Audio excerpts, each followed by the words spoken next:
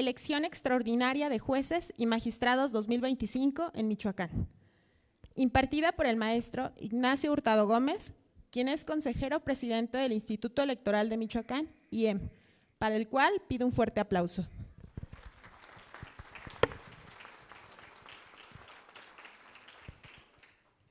Ignacio Hurtado Gómez es licenciado y maestro en Derecho por la Universidad Michoacana de San Nicolás de Hidalgo, con especialidad en Derecho Electoral por la Escuela Judicial del Tribunal Electoral del Poder Judicial de la Federación. En lo profesional, ingresó a laborar en el año 2000 como asesor de la vocalía ejecutiva de la Junta Local Ejecutiva del entonces IFE en Michoacán. En 2004 ingresó al Tribunal Electoral del Estado de Michoacán, en donde laboró 15 años, llegando a ser magistrado presidente de dicho órgano jurisdiccional. En 2006, durante la etapa impugnativa de la elección presidencial, laboró en la Sala Superior del Tribunal Electoral del Poder Judicial de la Federación. Finalmente, desde el 2020 hasta la fecha, se desempeña como consejero presidente del Instituto Electoral de Michoacán. En el ámbito de la docencia, es profesor de la Facultad de Derecho y Ciencias Sociales de la Universidad Michoacana de San Nicolás de Hidalgo, desde 1997. Actualmente también es profesor invitado de la División de Estudios de Posgrado de la propia institución. A la fecha, ha participado como ponente, conferenciante, panelista en diversos eventos académicos. Es autor de algunos artículos y ensayos en la materia. Sin más preámbulo, recibamos con un fuerte aplauso al maestro Ignacio Hurtado Gómez.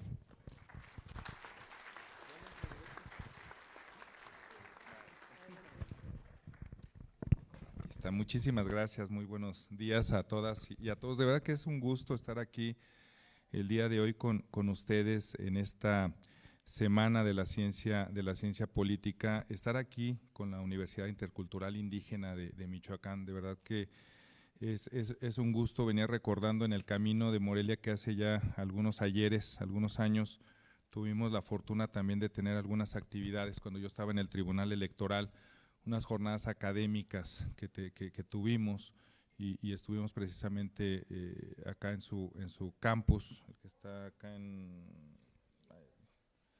el que está acá bien bonito, ya se me olvidó el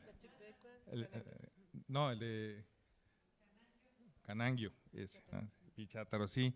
Y ahí estuvimos, y precisamente eran jornadas académicas, y recuerdo que en aquel entonces nos acompañó, si mal no recuerdo, el magistrado Isidro Romero, también a hablar algunas cuestiones precisamente sobre temas jurídicos. Con esto lo que quiero decir es que reconocemos, y yo particularmente reconozco, ¿no?, la importancia y la trascendencia que tiene la Universidad Intercultural como un actor político, social, importante, por todo lo que genera, ¿no?, por todo lo que como institución académica va construyendo y que al final del día pues forma parte de nuestro entorno y que de alguna manera nos va ayudando a ir delineando realidades que son importantes tenerlas presentes. Agradecer por supuesto en ese sentido a la rectora, a la maestra Jennifer, que se tuvo que retirar, por supuesto también a la doctora Yami, le escuché que le decían, entonces yo le voy a decir a la doctora Yami, también de verdad que un gusto estar aquí. En fin, a todos los que están, pues, la consejera Carito, que yo sé que tuvo que ver también en esto. Entonces, muchas gracias de verdad, y no quiero desaprovechar el tiempo y la fortuna que tengo de estar aquí con ustedes para hacer algunas reflexiones. Ciertamente, les voy a confesar, vengo con la intención de platicarles un poquito de la elección judicial. Sí, desde la perspectiva organizativa, desde la perspectiva institucional, pero la verdad es que no me voy a detener mucho en eso. Después de escuchar las palabras de la persona que amablemente nos presentó, después de escuchar al ingeniero Julio, después de escuchar a la misma maestra Jennifer, de intercambiar algunas impresiones también con la consejera Carol, antes de entrar, como que empecé a replantear algunas cuestiones y principalmente voy a tratar en la mayoría del tiempo de reflexionar con ustedes un poco sobre esta transición que hemos tenido en términos sí jurídicos, pero también en términos democráticos, sobre todo para entender lo que estamos viviendo hoy en día con la elección judicial. O sea, yo lo he dicho, la elección judicial evidentemente tiene sus implicaciones logísticas desde el punto de vista institucional, desde lo que hacemos todos los días en el Instituto Electoral de Michoacán, y la consejera Carol no me va a dejar mentir. Al final del día el asunto va a salir, ¿no? O sea, no tengo la menor duda de que la elección el 1 de junio va a tener las condiciones para llevarla a cabo, y se van a instalar las cerca de 3,200 casillas, y va a haber 18 millones de boletas dispuestas para toda la ciudadanía michoacana para que pueda votar. Iba a haber observadores, iba a haber funcionarios de mesas directivas de casilla, y nosotros obviamente desde ahorita ya tenemos nuestros órganos desconcentrados, 26 órganos desconcentrados, y después nos vamos a chutar 12 días en hacer los cómputos. O sea, toda esa parte logística que sin duda es importante y es fundamental, porque está dotada de varios aspectos, con varias medidas de seguridad, y que son las que van dotando de certeza al proceso judicial que estamos viviendo en este momento. Y repito, eso no tengo la menor duda que vaya a salir, ¿no? A veces nos preguntamos cómo, pero va a salir, ¿no? Y de alguna manera ahí van a estar las instituciones, el propio INE también. Por aquí estaba una compañera que también es de la universidad con ustedes, pero que también es, me decían, consejera del propio INE. O sea, esa parte, repito, ahí van a estar las instituciones. No es la primera vez que se organiza una elección. Claro que tiene sus particularidades, ¿no? Desde el hecho de que nosotros ahora no registramos candidatos, el hecho de que ustedes no están viendo partidos políticos con toda su estructura, no van a ver bardas, no están viendo espectaculares, no están viendo jóvenes en los cruceros con banderines promocionando una candidatura. O sea, claro que va a tener particularidades. Las propias boletas, ahorita les voy a pasar algunas para que las vayan viendo, no se vayan a asustar, pero bueno, pues estas son las boletas que vamos a utilizar. Ya no van a ser 3 a lo mucho, ahora van a ser 5 boletas con colores, con nombres, con numeritos. O sea, sí tiene toda esa complejidad, pero repito, al final del día el tema se va a tener que resolver, y lo vamos a resolver cumpliendo con todos los parámetros democráticos que ha utilizado el instituto, y que ha honrado y que ha cumplido en sus primeros 30 años de vida, porque han de saber que estamos de festejo. Nosotros este año cumple el Instituto Electoral de Michoacán 30 años, y entonces en ese sentido pues no es la primera elección, ni creo que vaya a ser la última, insisto, con todas sus complejidades. Sin embargo, creo que el tema va más allá de eso, y creo que si tomo como base o como referencia el propio título de su semana académica, que es la reconfiguración política e institucional. Reconfiguración política e institucional. ¿Sí? Es decir, estamos, y de eso no tengo la menor duda, en un momento de reconfiguración institucional, por lo menos de uno de los poderes. Los otros poderes se han estado reconfigurando, ¿no? Y yo lo platicaba, y aquí es donde también está mi incentivo de cambiar un poquito la tonalidad de esta plática, porque destacaban ahorita, tenemos muchos jóvenes, ¿no? Prácticamente todos son jóvenes, ¿no? Yo ya no me acoso al primer hervor, ¿no? Pero ya me ha tocado vivir varias cosas, y eso creo que también me da ciertos elementos para poder tratar de transmitirles algunas reflexiones, y también para pues platicar con ustedes cómo han sido algunas evoluciones y algunas dinámicas de nuestro cambio social y de nuestro cambio político. Entonces, los otros poderes ciertamente también han estado en proceso de reconfiguración. A ver, simplemente, insisto, no les pregunto porque están muy jóvenes, pero ¿cuándo fue el último sexenio en donde un presidente tuvo una mayoría calificada en el Congreso de la Unión? Y tenemos que irnos hasta la década de los 90s. Prácticamente, si mal no recuerdo, en el 94 es cuando el partido oficial en aquel entonces, el PRI, era quien tenía la mayoría calificada, es decir, aquella mayoría que le daba la posibilidad por sí mismo de procesar reformas constitucionales. Después de esa fecha no logramos mayorías calificadas, ¿no? O en el 94, 97 se fueron perdiendo esas mayorías, y ya lo que es el nuevo siglo no volvimos a tener una mayoría calificada, ¿sí? Hasta ahora. Ese no es un tema menor, porque evidentemente lo acabo de decir, el tener mayoría calificada en un esquema constitucional como el nuestro supone la posibilidad de impulsar las reformas que tú plantees, sin una oposición, vamos a llamarla sólida, en contra de esas reformas. Entonces, claro que desde el Ejecutivo, a partir de mis decisiones, puedo ir reconfigurando políticamente, puedo ir reconfigurando socialmente el Estado, ¿sí? Las instituciones políticas. Y repito, y eso pues prácticamente desde los 90s brincamos hasta ahora, ya la década propiamente de los 20s, ¿no? Entonces ya pasó un rato, o sea, no es nuevo lo que estamos viviendo.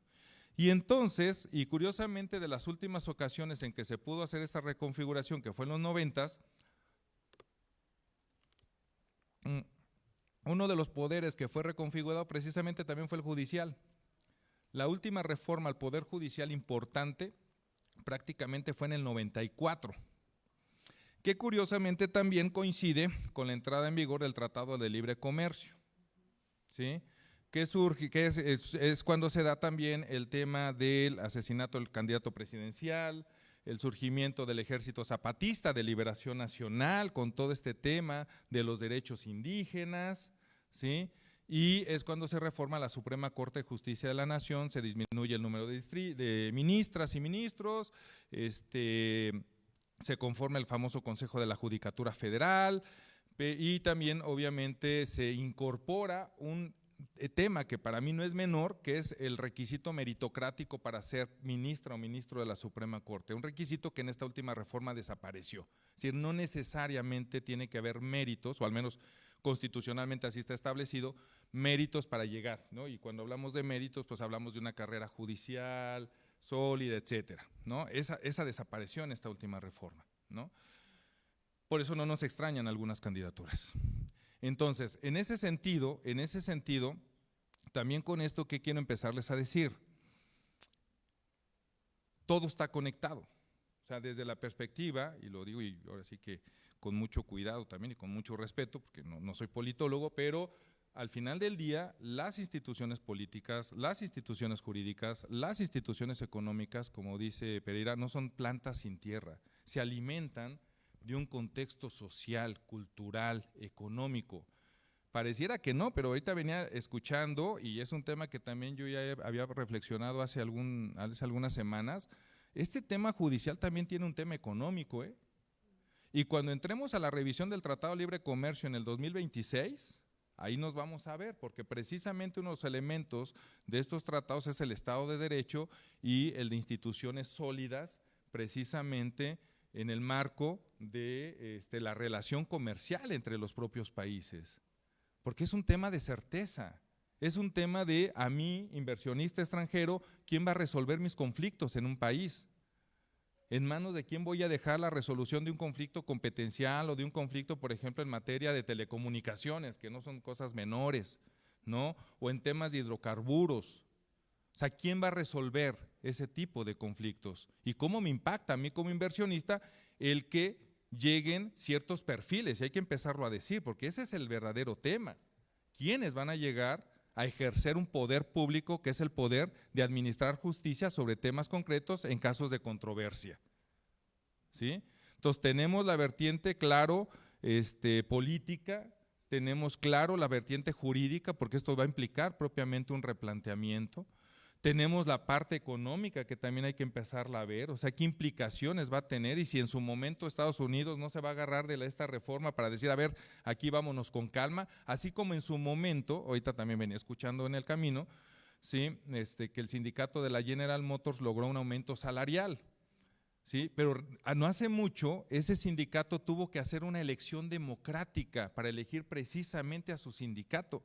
Hoy en día en materia sindical es un requisito el que las dirigencias sindicales sean electas bajo ciertos principios democráticos. Y ese es un tema que viene del Tratado de Libre Comercio, porque fue la oposición que mandaban precisamente los sindicalistas de Estados Unidos, diciendo, a ver, espérate, o sea, ¿por qué no hay democracia sindical en Estados Unidos? Entonces un requisito que se estableció fue precisamente eso. Entonces, que no nos extrañe que en el 26 el gobierno norteamericano diga, oye, ¿sabes qué? A ver, este tema, ¿no? Este tema de los jueces y eso, pues es un tema que hay que revisar o hay que platicar por lo menos. O sea, repito, con esto un poco, insisto, lo que quiero empezar a delinear es un tema mucho más complejo, sí, el tema organizativo, sí, el tema institucional, sí, el tema procedimental, esta lógica de la democracia procedimental, de los procedimientos, de la toma de decisiones, pero creo que también existen otros aspectos que para nosotros pues son más amplios y que creo que en una lógica de un conocimiento, decían hace rato también aquí lo apunté, un pensamiento crítico desde una perspectiva académica, pues es tratar, ¿no?, de ampliar estos panoramas o estas visiones de una manera mucho más integral a la que tenemos, ¿no? Y sobre todo, insisto, porque hoy tengo la fortuna de dirigirme a jóvenes, o sea, ¿de dónde venimos, no? O sea, porque repito, pues de manera natural, pues hay muchas cosas que a lo mejor ustedes no han vivido. En ese contexto, compartirles que ciertamente, como les decía, los cambios democráticos en este país, ¿no?, para darle su importancia a esta elección judicial, pues son procesos que han venido desde hace años, pero sobre todo es interesante ver cómo muchos temas han venido conectando y cómo lo social y lo político, ¿no?, también se hablaba hace rato de la política, cómo lo social y lo político también de alguna manera va determinando lo jurídico, ¿no?, que al final de cuentas es lo que vamos a elegir nosotros este año, ¿no? Entonces, y creo que precisamente la importancia de este momento que estamos viviendo tiene que ver precisamente con esa transición y con esos cambios que hemos tenido a lo largo de varias décadas.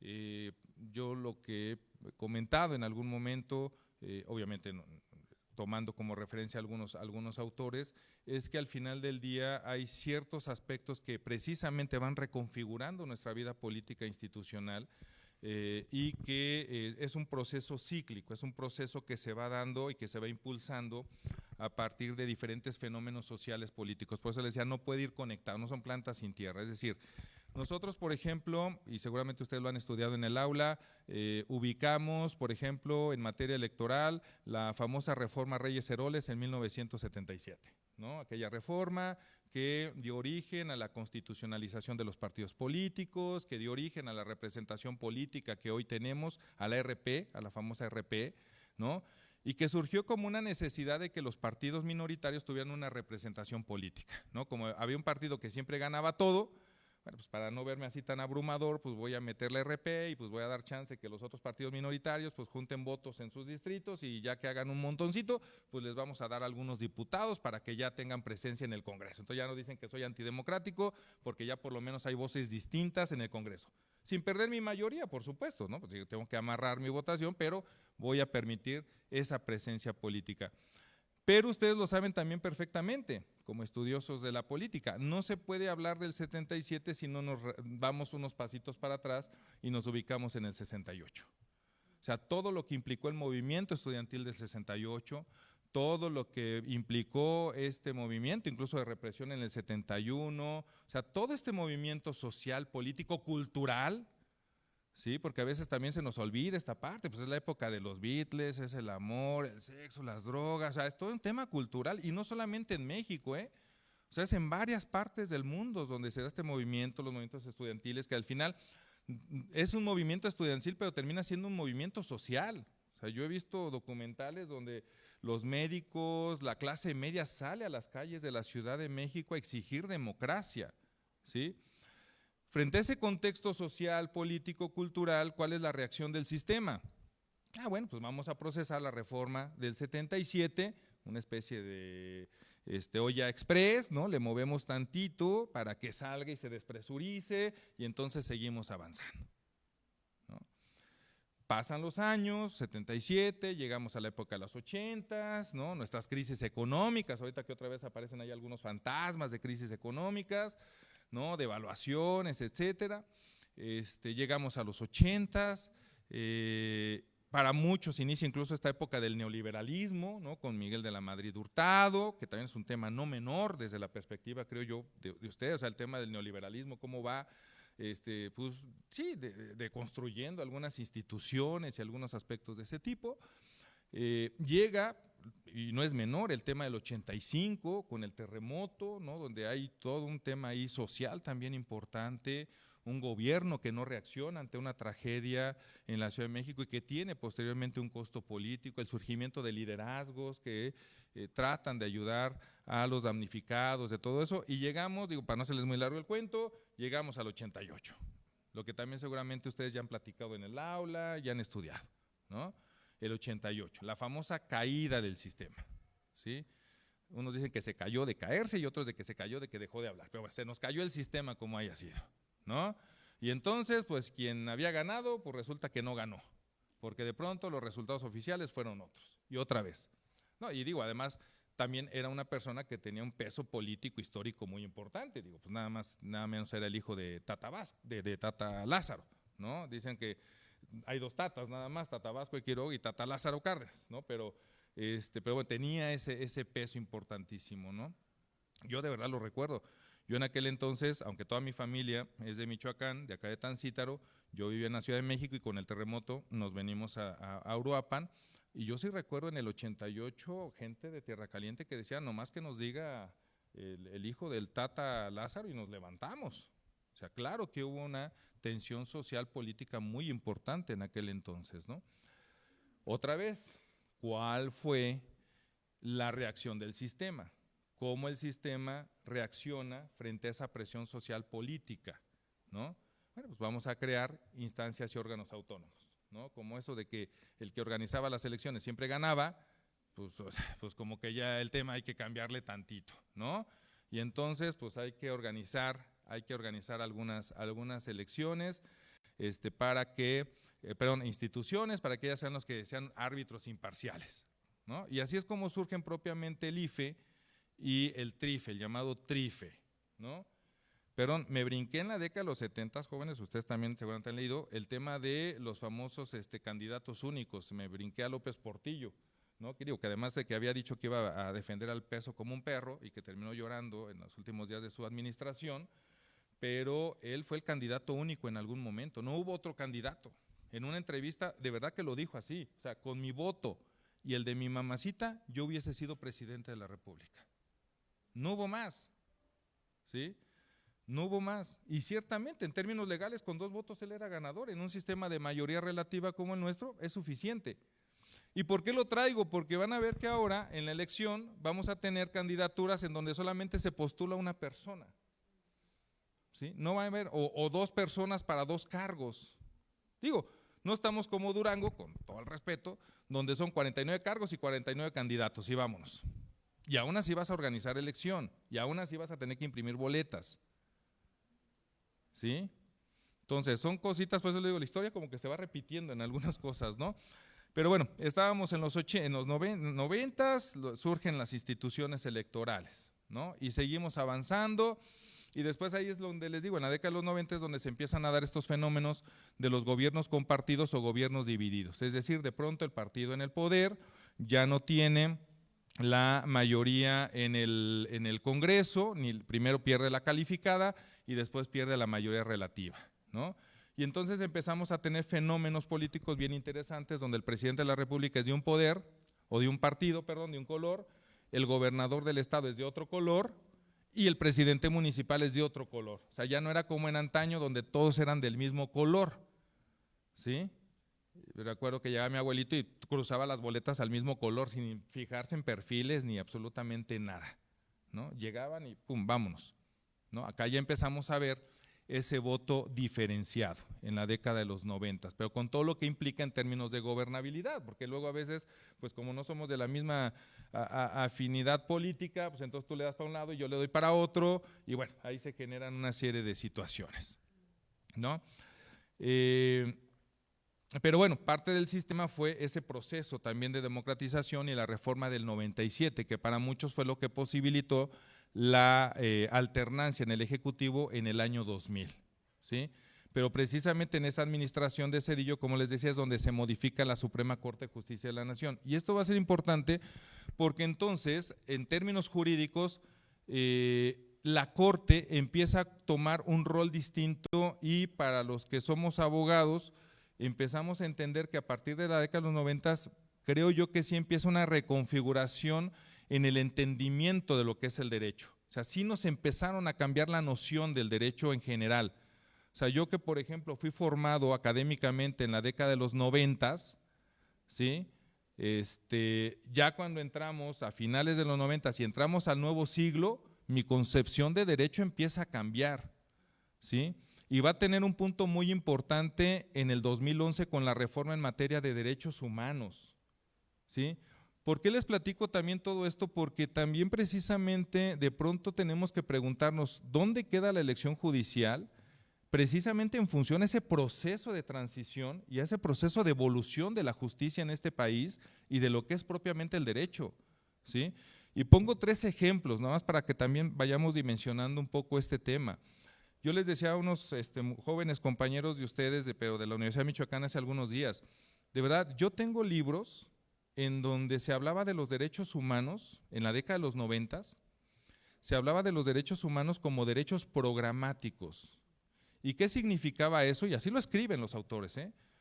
Los derechos programáticos como el derecho a la salud, que no es menor, ¿sí? Decía, son para el pueblo esperanza de que algún día se van a cumplir, ¿sí? Y para el gobierno es una guía de que en algún momento tienes que esforzarte para lograr ese derecho. Esa era la esencia de los derechos programáticos. Hoy en día y después de la reforma del 2011, que no fue menor, en materia de derechos humanos y todo el tema de la convencionalidad, caso Radio Pacheco, la armonización de nuestro derecho interno con el derecho internacional en materia de derechos humanos, todo ese tipo de cosas, hoy en día yo les aseguro que si a una persona hoy en día se ve en entredicho su derecho a la salud, van y promueven un amparo, ¿sí? Y el juez de distrito les aseguro que ordena de inmediato a las instancias de salud a que respeten ese derecho, a que consigan la vacuna donde la tengan que conseguir para dársela o para podérsela aplicar a un menor de edad. O sea, es decir, de pronto empezamos a entender, y parecerá una banalidad, insisto, yo sé que a lo mejor varios de ustedes van a decir, ay no manches, maestro, o sea, ¿cómo me viene a decir esto? Pero de verdad, lo que los vivimos y los que fuimos formados en otros tiempos no es una banalidad. O sea, hoy decir que los derechos humanos son derechos inexcusables, hoy decir que la Constitución es una norma y que por tanto es de cumplimiento obligatorio, ¿sí? Hoy en día, insisto, nos queda muy claro y yo creo que difícilmente alguien de aquí lo cuestionaría. Sí, pero en otros tiempos la Constitución misma tenía un sentido más político que jurídico, así de sencillo, o sea, tenía un peso más político que jurídico. ¿Sí? Y por supuesto no se diga la Suprema Corte antes de los 90, pues tenía un peso y un más político que jurídico. Los que llegaban a ministros de la Corte, pues evidentemente tenían más un perfil político que jurídico, cosa que trata de cambiarse con la reforma precisamente del 94, ¿no? Por ejemplo, en la reforma del 2011 de pronto cambiamos el concepto, todavía muchos libros hablan de garantías individuales, cambiamos a derechos humanos, que no es un tema menor. Reconocimos el papel de los instrumentos internacionales, por ejemplo, ya ven que en materia indígena se invoca mucho el de la OIT 169 y todo este tipo de instrumentos precisamente de corte internacional. En el tema de los derechos de la mujer se invocan estos convenios, el Belén do Pará, el de Beijing y todo ese tipo de cosas. Es decir, empezamos a entender que no nada más era nuestro derecho doméstico, nuestro derecho interno, sino que también hay un derecho internacional en materia de derechos humanos y que ese derecho internacional forma parte de nuestro propio derecho interno y tenemos que armonizar propiamente esos derechos, ¿no? En la misma Constitución parecerá también un tema terminológico, pero creo que no es menor. La Constitución antes del 2011 decía que la Constitución otorgaba derechos, ¿sí? O sea, yo Constitución te otorgo a ti derechos, ciudadana, ciudadano, persona, individuo, yo te otorgo, ¿sí? Ya después del 2011 regresamos a la fórmula de la Constitución del 57, no me otorgas, me reconoces, o sea, porque yo en principio soy persona, ¿sí? Y como persona soy sujeta de derechos, dignidad, libertad, igualdad. Entonces me reconoce, no es lo mismo que yo te doy a yo te reconozco. Y ahí claro que hay una implicación incluso hasta filosófica muy importante, ¿no? Entonces bueno, vamos avanzando, el tema de los principios, o sea, yo les digo, a mí en la escuela no me explicaban lo de los principios constitucionales. A partir de los 90 y a partir de que me involucro más en la materia electoral, los principios se vuelven fundamentales. Los principios de libertad, los principios de equidad, que además En términos jurídicos, pues tienen una diferencia como con las reglas, yo lo pongo así. Hay reglas en nuestras leyes, seguramente ustedes han visto muchas o han escuchado muchas, ¿no? A ver, los padres tienen que darle alimentos a sus hijos, creo que ahí está muy claro el asunto, ¿no? Los ciudadanos tenemos que pagar impuestos, está claro el asunto, ¿no? La presidenta tiene que pedirle permiso al Senado para salir fuera del país, está claro el asunto, ¿sí? Pero de pronto también hay derechos constitucionales que no tienen esa precisión, no tienen esa determinación. Libertad de expresión. ¿Hasta dónde? O sea, ¿hasta dónde llega mi libertad de expresión? ¿No? ¿Puedo decir lo que yo quiera? ¿Le puedo mentar su mamá a algún funcionario público? ¿No? ¿Sí? O sea, yo les decía como ejemplo también, 2006, campaña electoral 2006. Un candidato le dijo al otro que era un peligro y el otro le contestó y le dijo que era un mentiroso. Fue lo que se dijeron en spots. Y para la sala esas expresiones fueron suficientes para bajarlas porque denigraban el debate político. Fíjense, uno le decía peligroso y el otro le contestaba mentiroso. Hoy, en términos de libertad de expresión, no hombre, pues estas se dicen hasta lo que no. Y cuando algunos van al tribunal quejándose, es que me dijo esto y esto y esto, ¿qué le dice el tribunal? Pues mira, podrá ser incómodo, podrá ser crítica vehemente, podrá ser chocante, podrá ser lo que sea, pero es libertad de expresión. Mientras no te haga la imputación de un delito, es libertad de expresión. O sea, también te da cuenta de cómo van cambiando los contextos sociales en este país, ¿no? Rápido, llegamos al… ¿Usted lleva el tiempo? Yo me agarro carrera, mi doctora. Llegamos rápido en el 2000, llegamos rápido al 2000, alternancia en el poder político, un nuevo gobierno.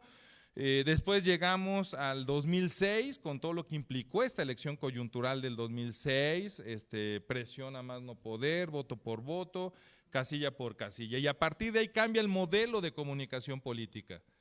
Y en este país ya nadie puede contratar spots en radio y televisión, nadie, ¿sí? Todos son tiempos de Estado. Por eso ahorita tenemos este modelo de comunicación en esta elección, ¿sí?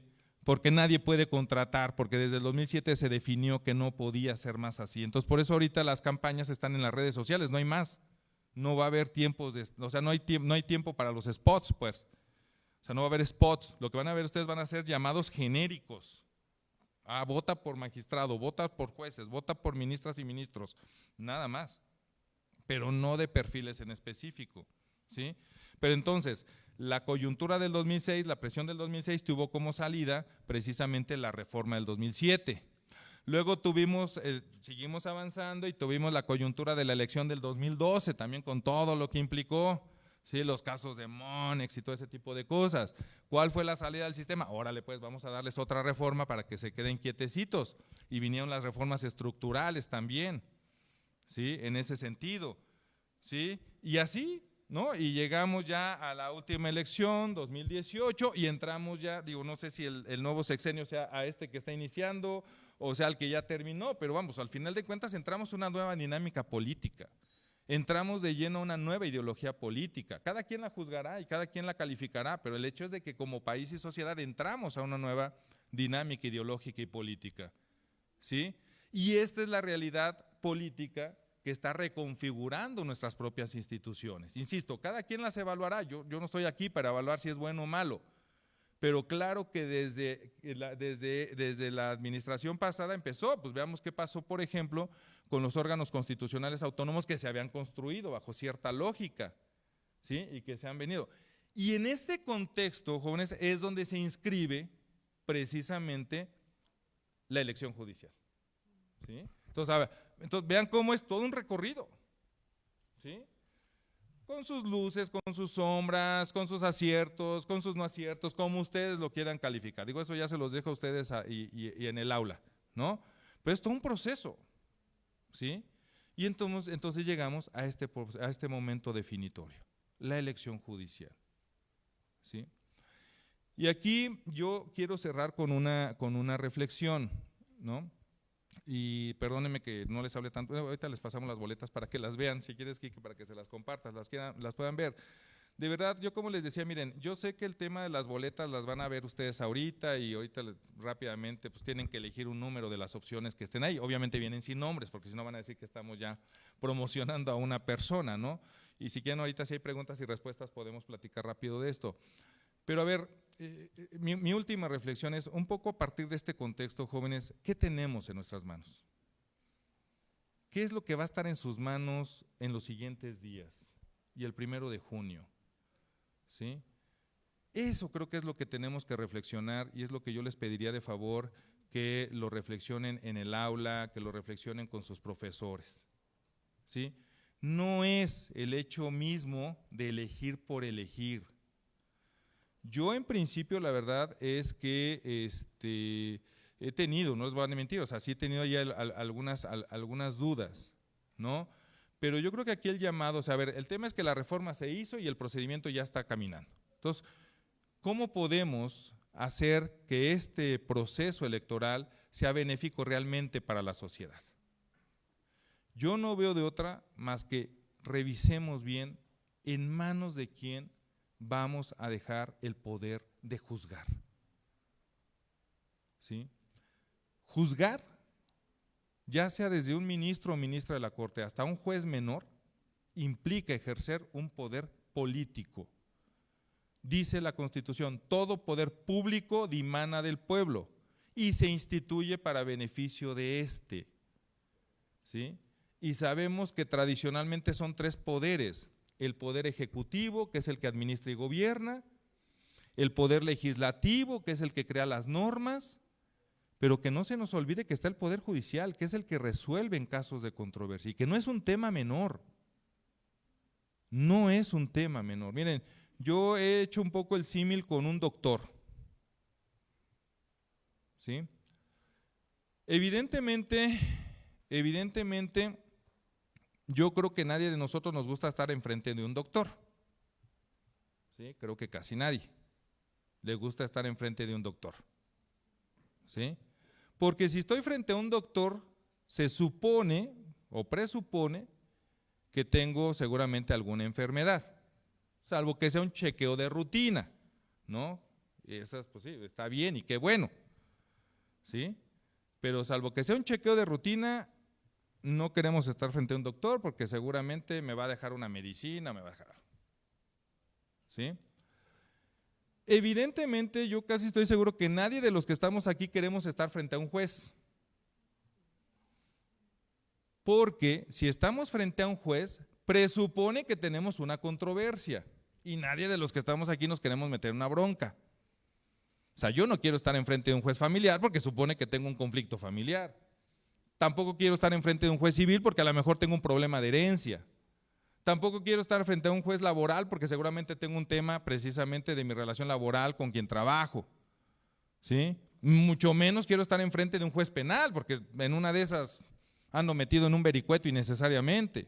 O sea, nadie quiere estar enfrente de un juez, como seguramente la mayoría no queremos estar enfrente de un doctor. Pero en la vida no hay nada cierto ni nada seguro. ¿Sí? Eventualmente tengo que ir al doctor. Si empiezo con un achaque, pues tengo que ir. Si me enfermo, tengo que ir. Eventualmente podría estar enfrente de un juez. No por voluntad, por necesidad. ¿Sí? Resolviendo alguna controversia. Y entonces viene la pregunta del millón. ¿Qué doctor quiero que me revise? ¿Qué doctor quiero que me intervenga? ¿Qué doctor quiero que me diagnostique y me medique? ¿Cualquiera? ¿O el más preparadito? ¿Sí? No me voy a fijar si está guapo, si está guapa, si se viste bonito, feo. No, es más, a veces hasta buscamos los de experiencia. En una de esas. Al más viejito, porque es el que tiene experiencia y es el que conoció a mi mamá y es con el que me lleva y es al que le tengo yo confianza. ¿Por qué? Porque ser doctor es un trabajo técnico. ¿Sí? Entonces yo voy a tratar dentro de mis posibilidades de ir con un doctor que realmente pues le tenga yo confianza porque sé que es un buen doctor, porque tengo antecedentes de que es un buen doctor. Luego entonces, trasladando ese símil, ¿qué juez me gustaría que me resolviera? ¿El guapo? ¿El carismático? ¿El que hizo la campaña más nice? ¿El que se volvió viral en las redes? ¿O la candidata que se hizo viral en las redes porque enseñó mucho? O sea, ¿qué tipo de jueza o de juez quiero que me resuelva eventualmente una situación? O el más preparado, aunque esté fellito, pero el más preparado, el que tiene carrera judicial, ¿sí? El que sabe interpretar la ley, porque mucho de este cambio de concepción jurídica implicó eso. Ya no es agarrar la ley y leerla. Sí, en el siglo XIX para ser ministro bastaba con saber leer y escribir, era lo que decía la Constitución. ¿Sabes leer y escribir? Sí, órale, puedes ser ministro. Hoy no. Hoy se requiere una preparación, se requiere una formación. ¿Sí? No es tema menor, ¿sí? Entonces ahí es donde está la invitación, jóvenes. O sea, veamos la importancia y la magnitud de esto, veamos en quién vamos a dejar el ejercicio de un poder público, que es el poder de juzgar, el poder de resolver sobre la libertad de un ser humano, el poder de resolver sobre las mejores condiciones para un menor de edad que vive en una familia con violencia intrafamiliar, al que va a resolver conflictos laborales, ¿sí? De una persona que a lo mejor se le están pisoteando sus derechos, ¿sí? Eso es lo que vamos a elegir, ¿sí? Y creo que ahí es donde tenemos que hacer nosotros esa reflexión, y es donde nosotros tenemos que acercarnos a buscar información objetiva de los perfiles. No va a ser sencillo, la verdad. Si ustedes están viendo las boletas, en cada boleta hay que tomar varias decisiones. No es como en los otros poderes que tú llegas y, pues para presidenta o presidente, nada más es una tachi, vámonos. Si te sabes el nombre bien, si no, pues a lo mejor te sabes el sobrenombre, y si no te sabes el sobrenombre, tienes el logotipo del partido y el color y ahí le tachas y ya, cumplí y me voy. No, acá hay boletas, por ejemplo, si traen por ahí la penal, son 29 decisiones. Es una boleta, pero son 29 decisiones porque tengo que elegir 29 perfiles que tengo que plasmar en los cuadritos que están en la parte de arriba con un numerito. Si traen la de magistrados penales son 8 decisiones, 4 mujeres y 4 hombres. Si traen por ahí la de magistraturas civiles, pues también igual, 2 hombres, 1 mujer o 2 mujeres y 1 hombre. Si le sumas esas decisiones más las decisiones federales, se les van a dar 11 boletas, son más de 60, 70 decisiones. Lo bueno es que tienen tiempo, van a tener toda la Semana Santa y la de Pascua para que revisen perfiles, para que hagan su tarea, y después otras semanitas. Va a haber un sistema, miren, la verdad es que como estoy viendo, creo que las redes no van a ayudar mucho. ¿No? O sea, algunas sí te están dando cierta información, pero hay otras que de plano dices, ay Dios santo, que nos agarren confesados con esto, y lo digo con mucho respeto. Creo que hay que tomarnos más en serio este tema, ¿sí? Porque repito, son los que van a juzgar, ¿sí? Ese es el gran tema, ¿sí?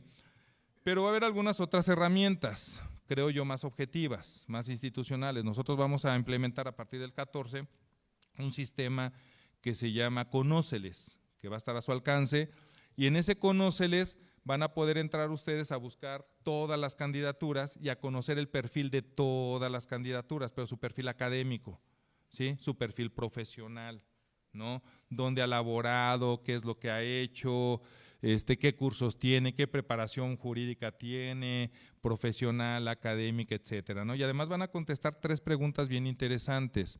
¿Cuál es tu visión de la administración de justicia? ¿Sí? ¿Cómo puedes? 3 propuestas para mejorar la administración de justicia. A ver, creo que esto también es importante, ya voy ahora sí terminando. A ver, yo no estoy diciendo que el Poder Judicial hubiese requerido una reconfiguración institucional, creo que sí lo requería. O sea, el Poder Judicial en los últimos años había venido perdiendo cierta confianza en base a algunos indicadores de algunas mediciones, ¿sí? En el Poder Judicial ciertamente había algunos problemas también, ¿no? Se ha hablado del nepotismo, corrupción, retraso en la procuración de justicia, en la administración de justicia, etcétera, ¿sí? Lo que se ha cuestionado es la medicina, si esta era la medicina adecuada, ¿no? Y que habrá que atender también otros fenómenos. Ahorita se me salió decir procuración, pero porque la traigo también, o sea, no se entiende la administración de justicia, por lo menos en el ámbito penal, si no se conecta con la procuración de justicia en este país, ¿no? Que también es otro gran tema. Pero bueno, al final de cuentas, insisto, cada quien podrá tener su evaluación. Esta es la medicina que dijeron que iba a funcionar, ¿sí? Pues hagamos que funcione. Esa es la invitación, hagamos que funcione este tema. Sí se está reconfigurando política e institucionalmente el Poder Judicial, de eso no tengo la menor duda, ¿sí? La elección de juez, de magistrados, sí hubo en este país, pero fue en los años 1800, ¿sí? Obviamente un contexto totalmente distinto, imagínense cómo era Pátzcuaro en los años 1800, y ahí sí se elegía un juez o un jefe de policía, por ejemplo, ¿sí? Pero evidentemente el contexto ahorita es totalmente distinto. Entonces, yo quiero agradecerles y dejarles nada más esta reflexión. Repito, en términos de logística, instrumentales, institucionales, no tengan la menor duda, el IEM va a hacer su chamba. Está haciendo su chamba y la va a hacer bien como siempre la ha hecho, ¿sí? Pero de nada sirve todo esto si no nos vemos acompañados por ustedes, si no se participa por parte de ustedes, pero sobre todo si no se tiene en mente esto que estamos diciendo. O sea, tengamos claro que no es un tema, y perdónenme la expresión, no es un tema de chacoteo, no es un tema de quién es el más viral, sino creo que es un tema demasiado serio, porque repito, vamos a transferir a ciertas personas el poder público de juzgar la libertad de un ser humano, la integridad de un ser humano, el patrimonio de un ser humano, ¿sí? Y creo que eso requiere, como dicen, preparación, compromiso, ¿sale? Y pues prácticamente yo lo dejaría hasta aquí, no sé si tengan alguna duda o si tengan previsto alguna de preguntas y respuestas, con muchísimo gusto quedo aquí a la orden. Si tienen alguna duda de las boletas, creo que a ver si le entienden, creo que esa es una buena señal. Si no preguntan de las boletas, no, creo que es buena señal porque es la primera vez que están viendo ustedes boletas de este tipo y nos costó trabajo incluso en algunas buscarle la cuadratura como para que sea más fácil al ciudadano. Porque repito, así como estas van a traer 5 de locales y aparte se les van a dar 6 federales. O sea, ustedes van a llegar el día de la elección con 11 boletas, ¿sale? Entonces, pues sí, creo que el proceso va a ser bastante interesante. Entonces, bueno, pues yo lo dejaría un poco aquí y no sin antes volverles a agradecer a todas y a todos esta oportunidad de poder reflexionar con ustedes algunas cosas. Muchísimas gracias.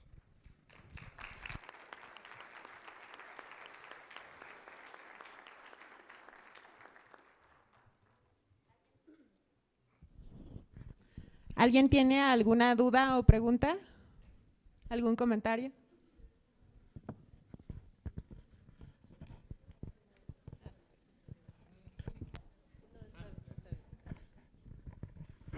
Bueno, primero que todo agradecer aquí al maestro Ignacio Hurtado por su intervención, por este recorrido también histórico, un poco aterrizado ya a la actualidad y pues al contexto de Michoacán. A mí me genera un poco de inquietud, ya ahorita que estamos en el siglo XXI y es innegable hablar del impacto que tiene la comunicación digital, las plataformas, las redes sociales, etcétera.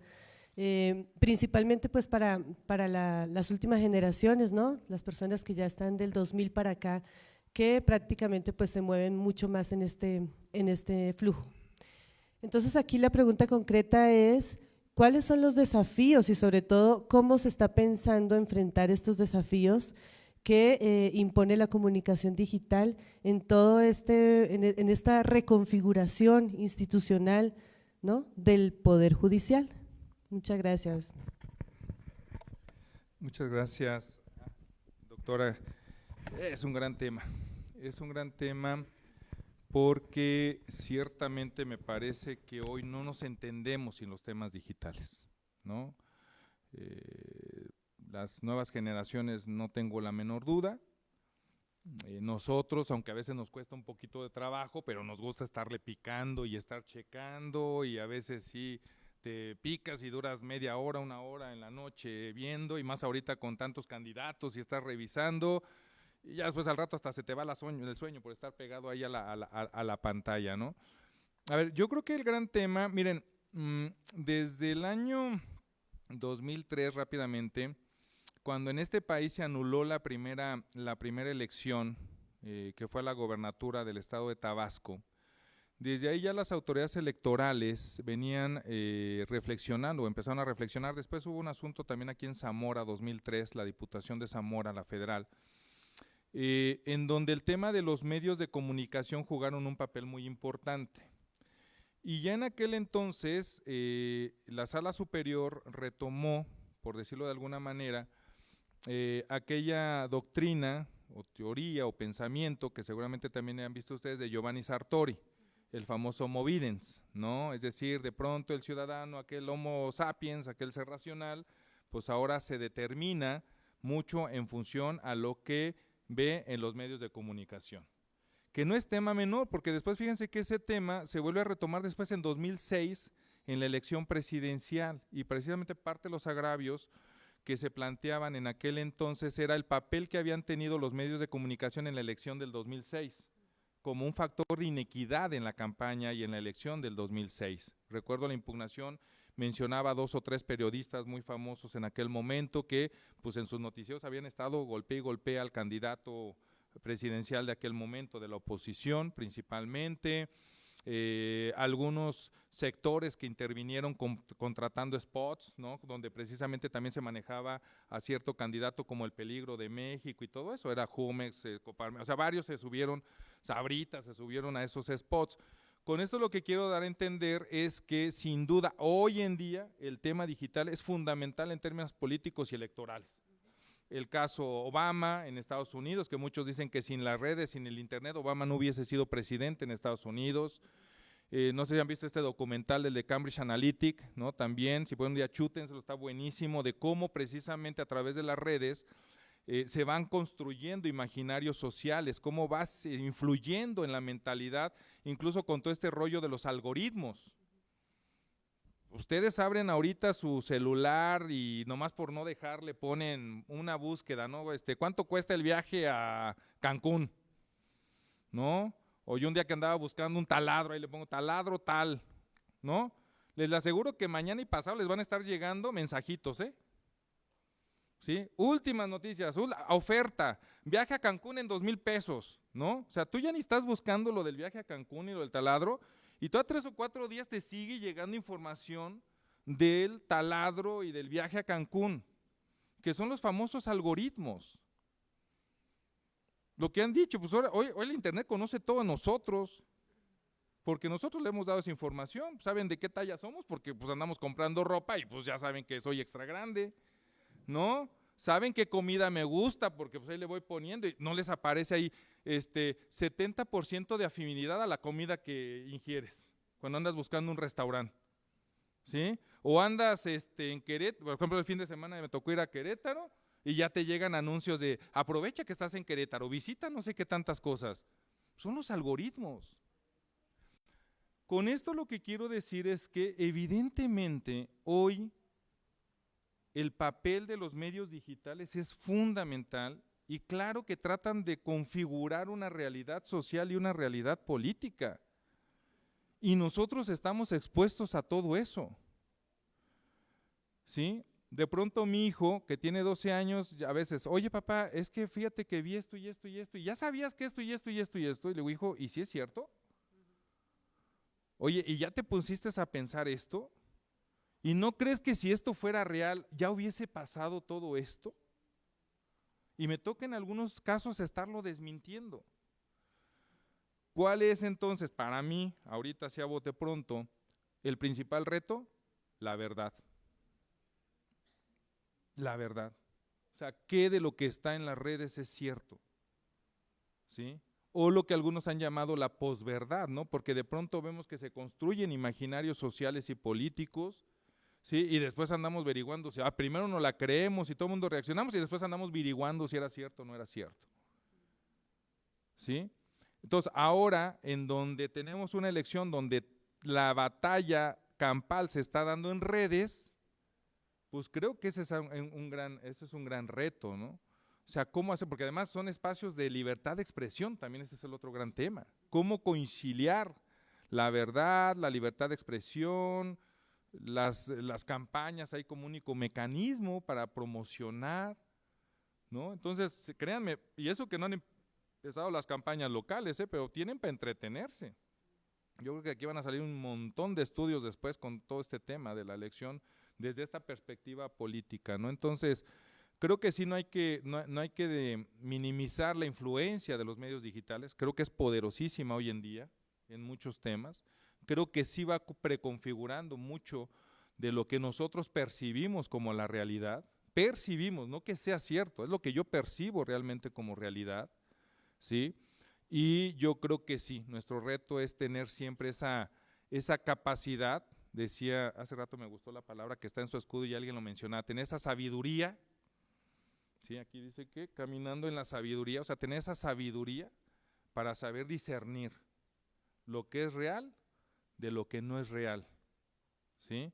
Y tener esa sabiduría también para entender, insisto, la esencia de lo social y lo político y no quedarme solamente con lo que me dicen las redes sociales, ¿no? Con lo que me dice, bueno, ustedes ya no son de Facebook, ¿no? O sea, ustedes ya son más de Instagram, de TikTok o de X, bueno, de X también yo no sé qué tanto, yo creo que son más ustedes como de TikTok y de Instagram, ¿no? Como que el X también ya, fíjense, hasta eso si se fijan es hasta un tema generacional, no sé si se han fijado también, sí, ya vemos algunos que todavía estamos anclados al Facebook, ¿no? Otros, bueno, ahí como que en rato, a lo que es Instagram y TikTok no le termino de hallar, en cambio mi hija es buenísima para eso, ¿no? Pero es un tema generacional también, ¿no? Entonces yo creo que eso es muy importante, es muy importante. Sí. ¿Alguna otra duda?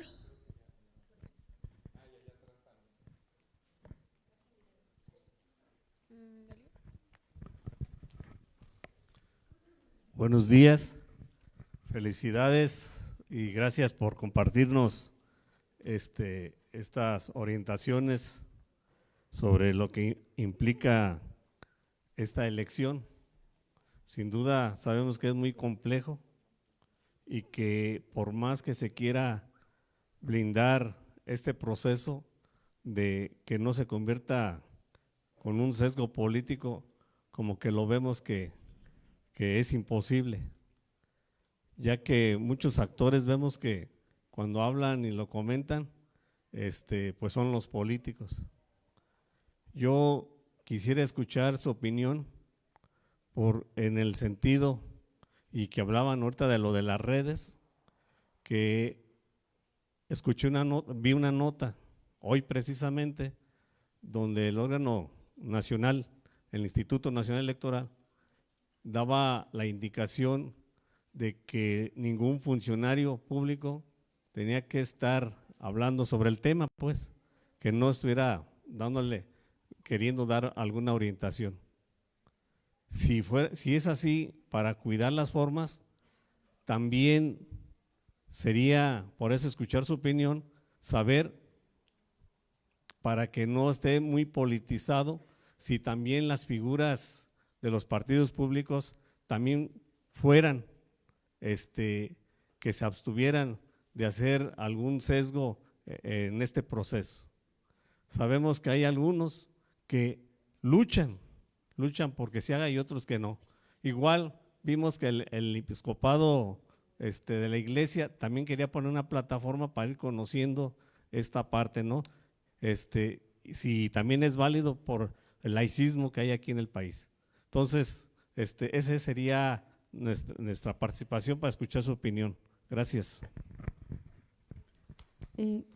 Bueno, buenos días. También un poco preguntar, porque yo me quedo pensando si todo tiene que ver con redes, ¿no? ¿Qué dificultad implica poder hacer este tema de auditar de dónde vienen los recursos para todas las campañas de redes, ¿no? Porque en Facebook, en TikTok, en Instagram, pues la publicidad se paga directa, o sea, en una cuenta, ¿no?, personal, y ahí en realidad se están como pensando, hay contemplados mecanismos para auditar, ¿no?, como todo lo que se invierta en una campaña, no campaña, ¿no?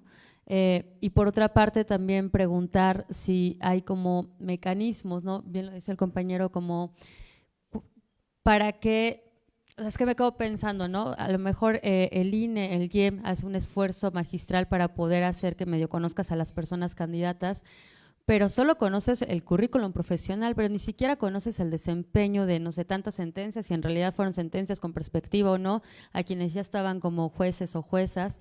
Si hay algún mecanismo para poder conocer el desempeño como profesionista, no solamente el CV, porque en el CV pues todas nos presentamos en el CV como personas íntegras, responsables y proactivas y nos gusta trabajar en equipo.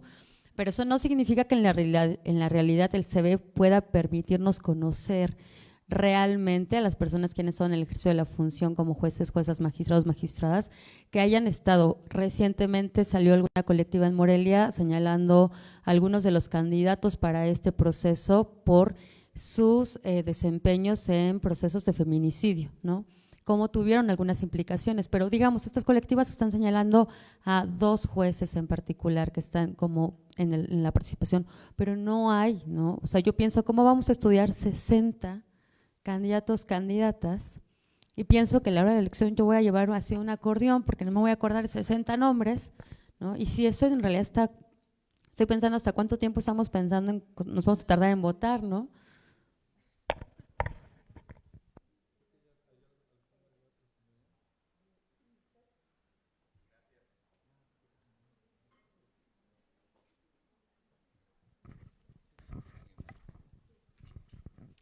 Sí, profesor Ignacio, muchas gracias. Pues mi pregunta era referente también muy a lo que comentó mi compañera que me antecedió. ¿Cuál es el acercamiento que ustedes tienen hacia la sociedad?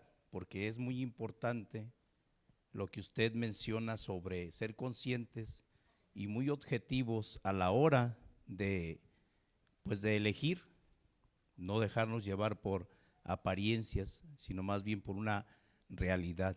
Entonces, ¿cuál es la herramienta o cuál es el acercamiento que ustedes tienen hacia la sociedad para conocer de una manera más clara de quiénes son las personas que nos van a, en cierta forma, pues a tomar ese lugar que es muy importante en el Poder Judicial? Gracias.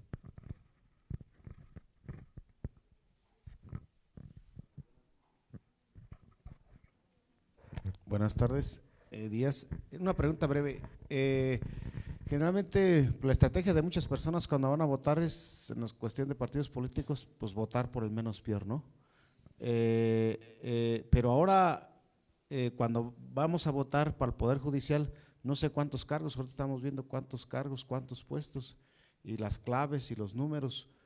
Y para alguien que sepa leer y escribir, tenga educación básica, pero ahora para las personas de la tercera edad que lleguen a votar y que tengan que elegir y conocer a los candidatos y cómo tomar una buena decisión al momento de emitir el voto. Y con esto el Poder Judicial no puede emitir campaña, no hay mecanismos. Por ejemplo, yo hasta ahorita veo que la sociedad conozca a sus candidatos además del currículum, y la gente de la tercera edad, pensamos de 50 años para adelante, no tiene acceso a las plataformas. Las juventudes, estoy pensando que son los que tienen más acceso. Entonces esto, pues no sé qué vaya a pasar, ¿no? Entonces, esa es la pregunta. ¿Me toca o alguien más? Ah, no, pues adelante. No. Bueno, muchas gracias por la ponencia. La pregunta mía va más enfocada a cómo ustedes van a cuidar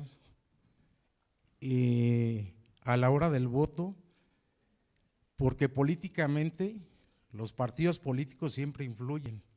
Cada 8 días tienen sus juntas y son los que les van diciendo, vota por él, y creo que ahí ese va a ser un parteaguas. ¿Ustedes cómo van a cuidar o cómo van a estar observando cuando los partidos políticos siempre se mezclan?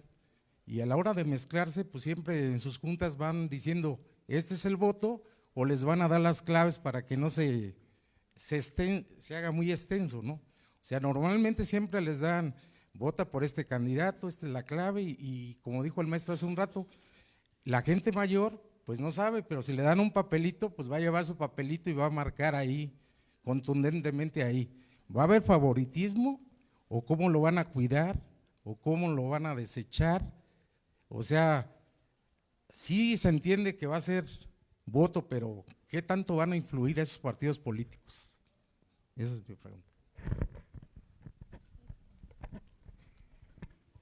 ¿Alguna otra? Hola, buenos días. Muchas gracias por su charla. Pues justo, pues soy compañera docente de la licenciatura. Le agradezco mucho el recorrido que ha hecho a través del proceso institucional, ¿no? De llevar un poco aquí a los que estamos escuchándole sobre el proceso histórico de las instituciones. En ese sentido, y aunque usted ha dicho que no es su interés en este momento hacer una evaluación, ¿no? O un juicio de valor sobre si esta reforma ha sido buena, mala o poner adjetivos de calificación, sí me parece importante que desde este lugar de experiencia que tiene y de ejercicio, ¿no? De la práctica, pueda compartir con los estudiantes sobre todo, pues cuál es la opinión que se tiene desde aquel lado o digamos desde esa epistemología a propósito de lo que ha sucedido, a manera también como de un cierre y una reflexión de ese camino histórico que usted mismo nos ha contado. Personalmente me gustaría escuchar qué es lo que piensa desde ese lugar más académico o digamos más de reflexión histórica. Muchas gracias. A ver, muy bien. Si gustan, vamos a agarrar en bloque para también aprovechar y respetar rápidamente los tiempos. Uno, a ver, en relación a lo primero, de la intervención de los funcionarios y de los propios partidos políticos, me parece que aquí la palabra clave se llama independencia judicial. O sea, cuando hablamos de legislativos y de ejecutivos, que son dos poderes de una naturaleza distinta, que además es una naturaleza política, ciertamente están en juegos temas ideológicos, ¿no? Y entonces tenemos partidos de izquierda, de derecha, centro izquierda, centro derecha, como sea, ¿no? En el poder judicial, en el ámbito jurídico también yo creo que hay ideologías, ¿no? Pero bueno, eso sería otro tema.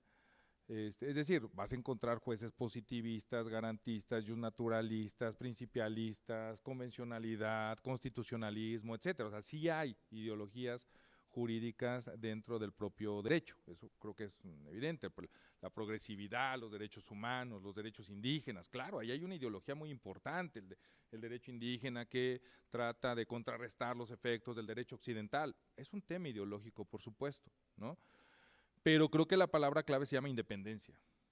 Independencia, o sea, si algo debe de caracterizar a un juez, jueza, magistrado, magistrada, ministra, ministro, es su independencia, porque va a resolver controversias entre partes iguales, ¿sí? Entonces lo menos que puedes hacer es ser independiente y obviamente tomar tu decisión, y alguna parte ganará, otra perderá el juicio, pero tienes que ser independiente a otros factores, a otros elementos, ¿sí? A otros actores, a otros poderes. En el momento en que el poder judicial, y no lo digo yo, lo decía Montesquieu en la división de poderes en el espíritu de la ley, o sea, en el momento en que el poder judicial se junta con el legislativo o con el ejecutivo, ya el asunto se perdió.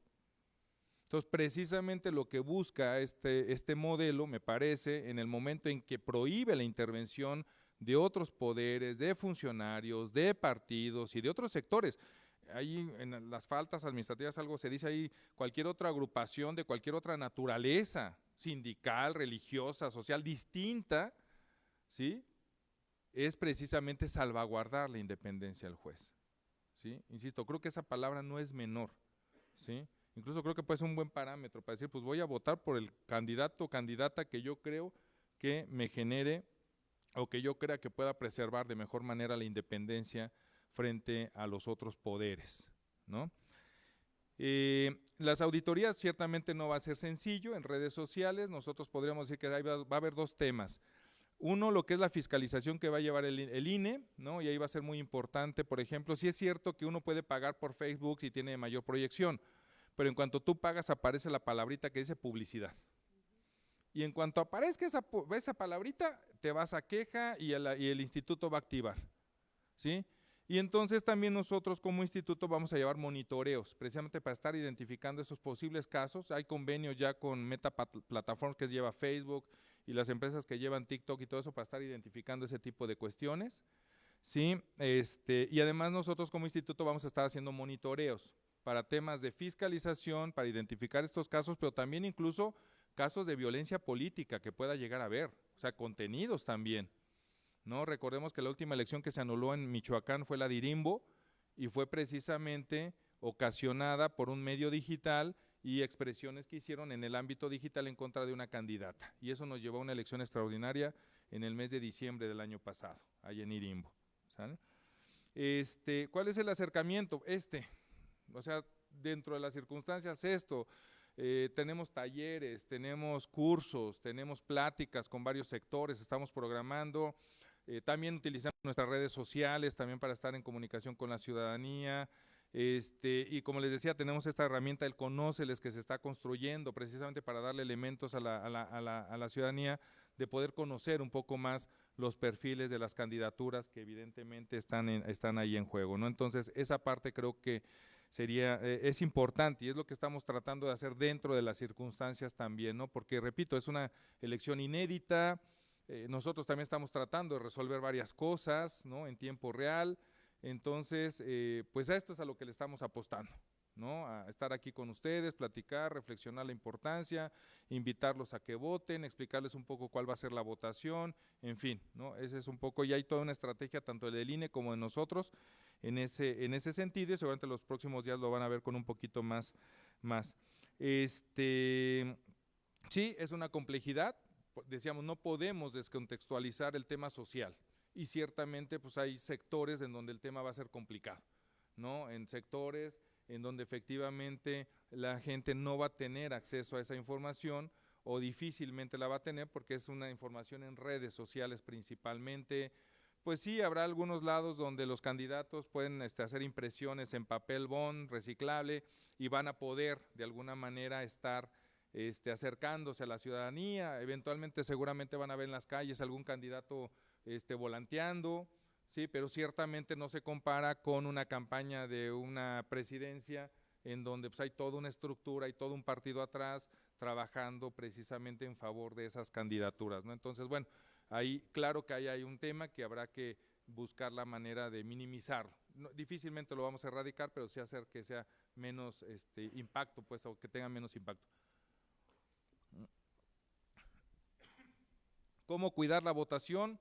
Hay dos figuras. A ver, ahí ha habido mucha discusión, ¿no? De que si los ciudadanos no van a contar, sí, los ciudadanos van a votar. Las mesas directivas de casilla, ustedes van a encontrar una casilla en donde habitualmente encuentran cuando van a votar por cualquier otro cargo. Ahí va a haber una casilla. Claro, no van a ver, seguramente les pasaba que llegabas, estaba la casilla básica y después había como 5 contiguas o 3 contiguas, ¿no? Ahora principalmente va a haber una, eventualmente podrá haber 2 casillas, ¿sí? Se va a concentrar casi toda la votación en una. Entonces, pero va a haber una casilla en donde habitualmente ustedes han ido a votar en las últimas elecciones, ¿no? Y son ciudadanos los que van a estar ahí, ¿no?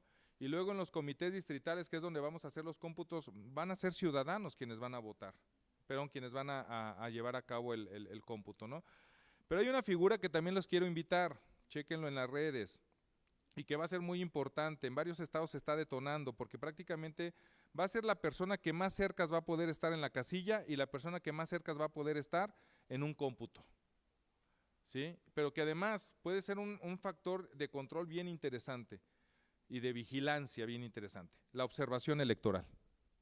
La observación electoral, que además fíjense fue una figura que a principios de siglo fue muy socorrida, porque había esa idea de que había fraude y todo ese tipo de cosas, y entonces a través de la observación tratabas muchas veces de vigilar y controlar. Creo yo, es mi lectura, que en la medida en que nuestras elecciones cada vez fueron más confiables y se fueron consolidando y las propias autoridades fuimos generando mayor confianza en la ciudadanía, la observación ha venido a menos, cada vez eran menos los observadores los que se inscribían, ¿no? Porque pues yo quiero pensar porque hay más confianza en el árbitro, ¿no? ¿Sí? Ahorita por lo inédito y porque no hay la figura de representantes ante mesa directiva de casilla y todo eso de los candidatos, se está recurriendo a esta parte de la observación. Además que sí hay sectores que han manifestado su interés de seguir de cerca el desarrollo de la elección, precisamente por la posibilidad de que pueda haber injerencia o intervención de algunos actores distintos, ¿no? La regla es muy clara, no puede haber intervención directa o indirecta de funcionarios de partidos políticos, esa es muy clara, la regla, ¿sí? Habrá que ver cómo se van dando las cosas. En el caso de los funcionarios entiendo que ya el tema se está controvirtiendo. Hubo una declaración de la Presidencia de la República en donde al parecer van a impugnar precisamente lo que dijo el INE. Entonces habrá que esperar qué determina el Tribunal Electoral, si hay o no la permisión, ¿sí? Una cosa es llamar a votar y otra cosa es ya a lo mejor perfilar a algunas personas, pero eso lo tendrá que decidir el tribunal, esa es la discusión que hay ahorita. La regla dice en principio que nadie puede intervenir, nadie, pero ahora habrá que ver qué interpretación le dan las magistraturas seguramente de la sala superior. Y finalmente, yo la verdad es que lo que puedo decir es una elección compleja, ¿no? No le voy a mentir, y quiero ser muy honesto con ustedes. Claro que tengo mi idea, claro que tengo mi percepción y claro que tengo mis juicios de valor, o sea, sí lo tengo, pero también traigo una representación institucional, tengo que ser respetuoso de la institución, ¿no? Yo lo que puedo decir es compleja la elección, es difícil, pero bueno, al final del día es el modelo que se definió, ¿sí? Y bueno, pues yo creo que dentro de las circunstancias, la verdad es que sí creo, en eso sí creo. A ver, me podrá convencer o no, pero es lo que tenemos ahorita. Y es lo que hay que sacar ahorita, e institucionalmente es lo que hay que sacar. Y como les decía, desde la perspectiva de los institutos, que es la parte que podemos controlar nosotros desde un Consejo General, no tengan la duda de que la elección va a transitar. Pero hay otra parte que ciertamente va a ser un tema ya más de fondo, en donde incluso, y ayer lo mensajeaba con un compañero también, o sea, va a involucrar un tema, o sea, por eso digo, creo que va a haber mucha chamba para los investigadores después, porque, a ver, este es un tema también ya ahorita por lo que estamos viendo de cultura política, de cultura democrática, de culturas de civilidad y de cultura de la legalidad. Cuando empiezas a ver tú la reacción de la sociedad hacia ciertos perfiles incluso, dices, esto va a estar interesante, ¿no? Entonces, creo que es un poco compleja, pero es lo que tenemos y al final del día ya es un tema en donde no se le puede echar marcha atrás y hay que tratar de sacarlo lo mejor posible, ¿sí? Sí creo, por este recorrido histórico, que esta elección va a ser definitoria, como bien lo dicen ustedes en el título de su congreso, de su encuentro, va a ser definitoria para la reconfiguración de las instituciones, la configuración política e institucional en estos tiempos, ¿no? Y particularmente en función al Poder Judicial, que no es un tema menor, no es un tema, y termino rapidísimo, perdónenme, pero es que son muchas cosas. Le platicaba yo a una persona, se llama Don Guyen, que es experto internacional en democracia y en muchas cosas. Un día iba con él y yo le decía, oiga, Don, si alguien pudiese darle a usted 3 deseos, usted conoce a México y ha andado por todo el mundo haciendo elecciones, ¿no? Si a usted le dieran 3 deseos para replantear, reconfigurar la realidad política y democrática de México a la luz de la realidad que tenemos, ¿qué pediría? Digo, íbamos solos, ¿no? Me dice, no me haga esa pregunta. Le digo, no, sí, pues acá venimos solos, aquí platíqueme. La verdad es que yo pensaba que me iba a decir, no, pues hay que apostarle a la educación cívica, a la cultura democrática, a todo lo que dejamos de hacer desde la primaria, ¿no? Esto, lo otro, o sea, yo creí que era la respuesta que yo esperaba. Y de pronto me dijo, el Poder Judicial.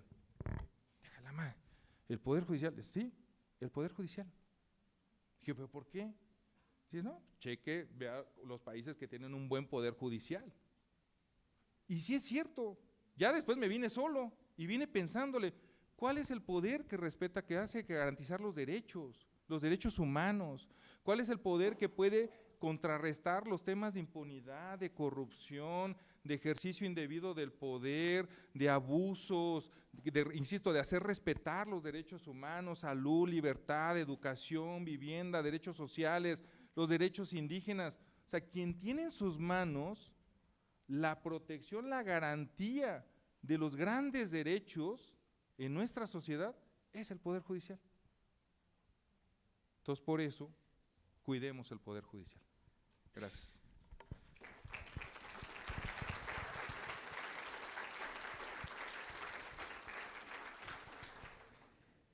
A nombre de la UIM, le damos las gracias a nuestro ponente y otorgamos el siguiente reconocimiento. La Universidad Intercultural Indígena de Michoacán otorga la presente constancia al maestro Ignacio Hurtado Gómez por su participación en la conferencia magistral Elección Extraordinaria de Jueces y Magistrados 2025 en Pátzcuaro, Michoacán, en el marco de la 4ª Semana Académica de Ciencia Política, Reconfiguración Política e Institucional, el nuevo sexenio mexicano, organizada por la Licenciatura en Ciencia Política y Administración Pública de la Universidad Intercultural Indígena de Michoacán, martes 1 de abril del 2025 en Pátzcuaro, Michoacán.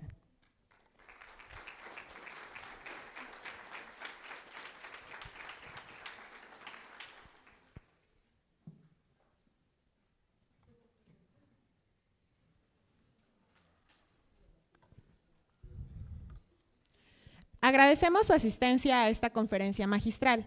A continuación, hacemos una pausa y los invitamos al coffee break. Les recordamos que habrá una mesa de análisis y presentación de un libro en este día, para lo cual les invitamos a permanecer en el recinto. Permítanme un segundo, hay algunos anuncios.